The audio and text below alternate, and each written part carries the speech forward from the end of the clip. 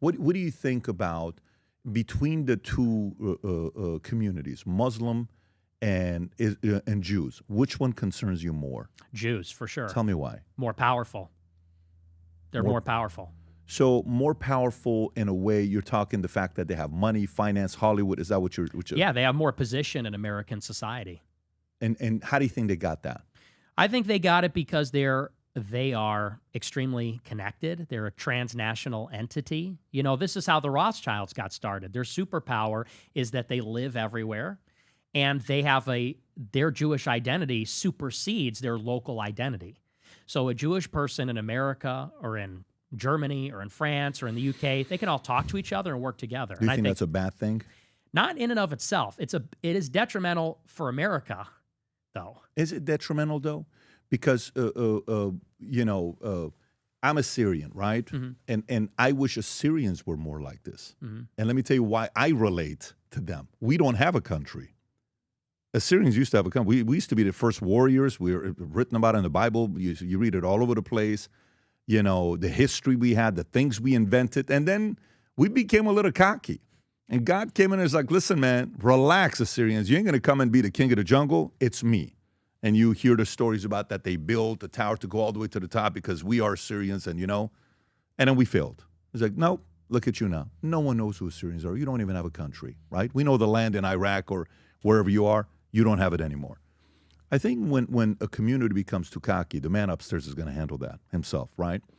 But in a sense, when you see they went from a small community to have this much influence, isn't that almost impossible for them to pull off? Like, isn't that? So it either produces one of two things. I'm not intimidated. I'm not a guy that is envious or jealous or, oh my God, that guy's richer than me. That guy's this guy's. I'm not. I want to see what they did and what worked for them. For example, to me, when I think about Jews, I think about Mormons, I think about Scientologists. I used to have an office where half the office was all Scientology, and I learned all these phrases, assist, or, you know, I went to their church and Dianetics and L. Ron Hubbard and what he would say when you get a headache, you do this, and all these weird extras. I'm like, wow, interesting. How much money did we give? $200,000. Why'd you give that? But let me tell you, those guys that were in, they had each other's back. It was a fraternity that you wish family members were like this, right? I think Scientologists have it maybe more than Jews. So I think Jews will bite each other a little bit, not as much. And then Mormons have each other's back. Of course, there's a fallout out as well where people come out and they'll talk about God makers or, you know, what Gordon B. Hinckley, and I've read all of that stuff from over the years. But what's wrong with them winning at the highest level? Well, I agree with you that it is remarkable, and it is actually ominous how much they've achieved. Here's the problem, though. America's an open society. You know, the premise of this country is it's self-government, of, by, for the people. There's a slight egalitarian idea that we are all citizens, and our government is going to be comprised of the citizenry of America. That's deeply embedded in who we are and in our government and our whole system. And take me, for example. I'm Italian, Mexican, and Irish. The Italians were very much like this when they immigrated to America. You know, they had in Chicago what they called the outfit, which was the mafia, and they looked out for each other. And when my grandfather died on my mom's side, I believe my grandmother got a loan from the outfit. And they would come by every month or whatever, and they'd bring a fruit basket, and they'd look after her, and they provided financially. Was it Spilatra's group? Do you know the history of it, or was it Tony Spilatra? I don't know who it was specifically. Okay, got it. But so, these are some of the stories I would hear growing up from my mom and my grandmother. So think about, at that time, how many people were against Italians? At that time, how many people didn't like Italians in New York? Because, do you know Bank of America was first called Bank of Italy? Did you know that? No, I didn't. So can you pull up, Rob, was Bank of America first Bank of Italy? If I'm wrong, it is what it is. I think Bank of America was originally Bank of Italy, and everybody used to, yes, the Bank of America was originally founded in Bank of Italy in 1904 to an Italian-American in San Francisco, and the financial needs of Italian immigrants and other underserved people. The bank eventually merged with another institution to form Bank of America and changed its name to Bank of America, right? Mm-hmm. The tellers were Italians. You know, they would give small little loans, $10, $4, $5 to them. And some people were not supportive of that. They're like, what are Italian immigrants doing here? You guys are becoming too much power in New York. We're not happy about this. So there was some of that going on 100 years ago. And that's what I'm saying is that did exist.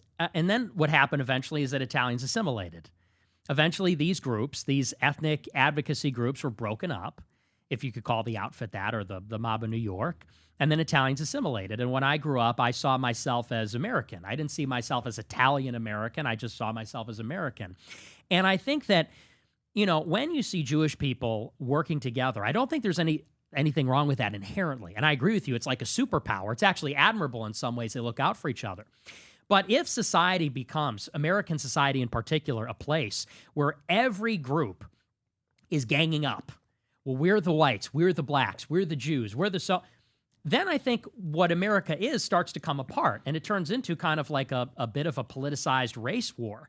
And I think that you either have to have a society where everybody gets to play by those rules and everybody could be pro what they are, or everybody is assimilated and we're all Americans. And that's why I say it's detrimental, is that if Jewish people are Jewish first, not of, by, and for America, but of, by, and for the Jewish nation, this is problematic when they're in positions of power, because are they looking out for all of us, or are they looking out for themselves first? And when you look at the Israel policy, that's where people start to say, I think you're looking out for yourselves first. I think you're biased.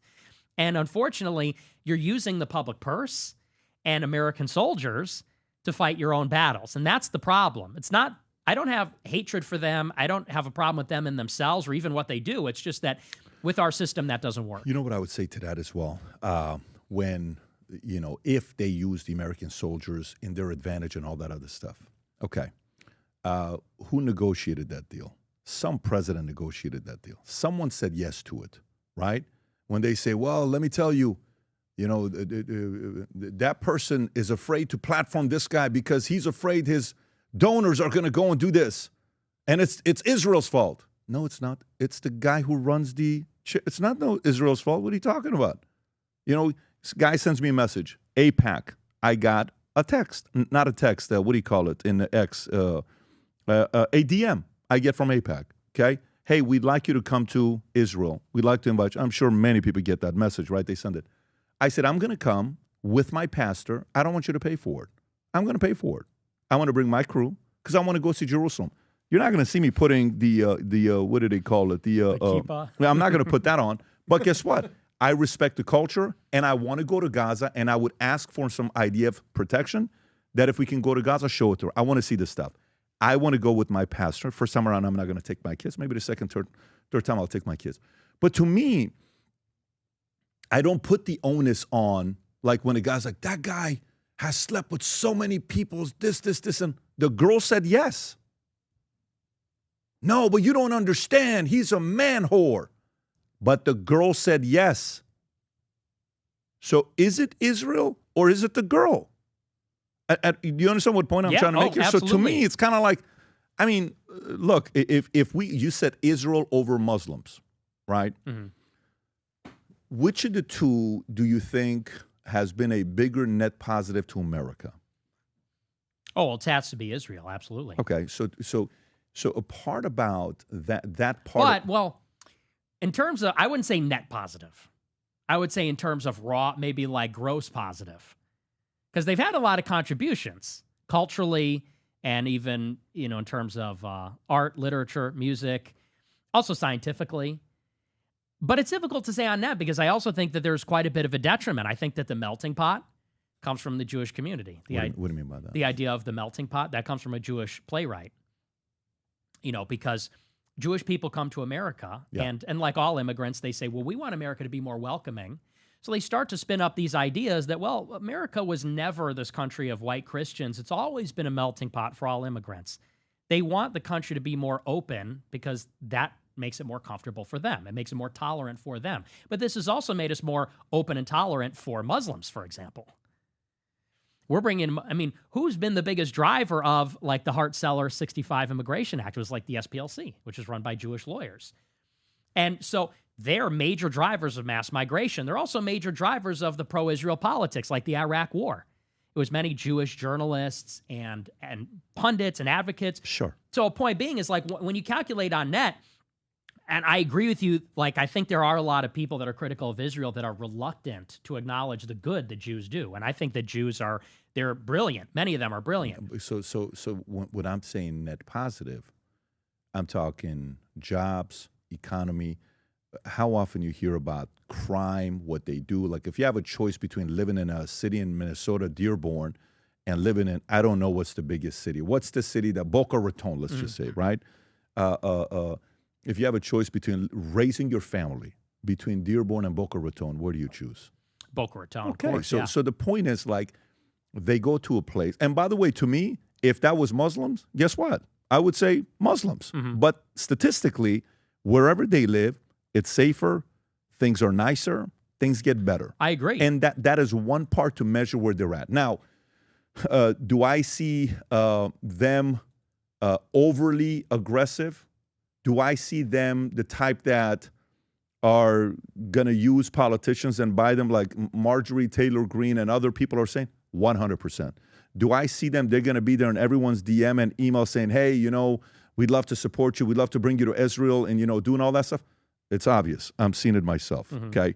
Do I look at that and shame them and say, oh, you shame on? I look at that and say, no, I wish Armenians would do that. I've never gotten an invitation from Prime Minister of Armenia. He should probably send me an invite to go there, right? It's not a bad idea to come and show the country. I'm Armenian. I'm a Syrian. Syrians don't have a country. It's probably a good idea.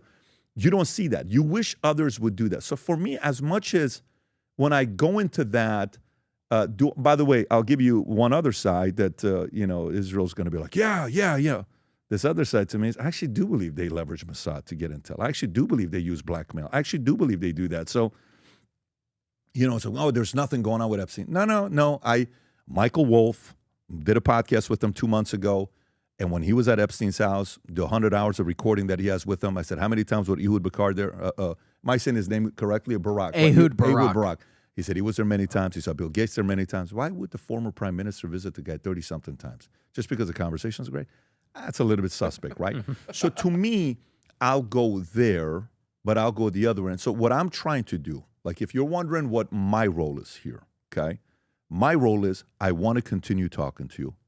I want us to do many of these together as we go through whatever journey we go through next 5, 10, 15, 20 years. And I'd like you to be around 60 years from now to see whatever you want to do. And let's see what your ideas are going to land on, what they're going to go through. I'm sure as we all age, some of them get better, some of them get sharper. Maybe this used to be a number 1 to us at 26. Maybe it's going to be number 6 when we're 46. Maybe this used to be number 11 when we're 26. Now it's number 2 when we're 52. Who knows? Life changes. You evolve, right? You're just watching Trump in the last 10 years change. He's not the same. Just the way he does his speaking. I was watching him speak yesterday, and the way he's doing press conference. A very different guy on where he's at. And it's not like he's tired and he's not working. You said him and Charlie Kirk, the Protestant, workers thing that they have. It's not that. I just see his going through it himself. I would like people on both sides to not be like, oh my God, he just had Nick Fuentes on. That's it. No, you don't control me. I want to talk to you. Oh my God, he brought Cuomo and he did this. Dude, Cuomo, we orchestrated a conversation with him and Dave Smith. It was great. And we had Chris Cuomo and Candace speak. It was great. They gave their arguments. And Chris said some things about, people don't need IDs to vote. I don't agree with that. But guess what? At least we had the conversation, right? I'll sit with Wiener. I'll sit with you. I'll sit with, let me tell you, I got a lot of death threats after having BB on. And I had 3 outcomes with BB, right? To me, it was very simple what I wanted to get. I wish I had 2 hours with the guy, but it was a short time. Hi, I'm Nick Fuentes. If you want to text me or call me or ask me a question, you can find me on Minect. If you enjoyed this video, you want to watch more videos like this, click here. And if you want to watch the entire podcast, click here.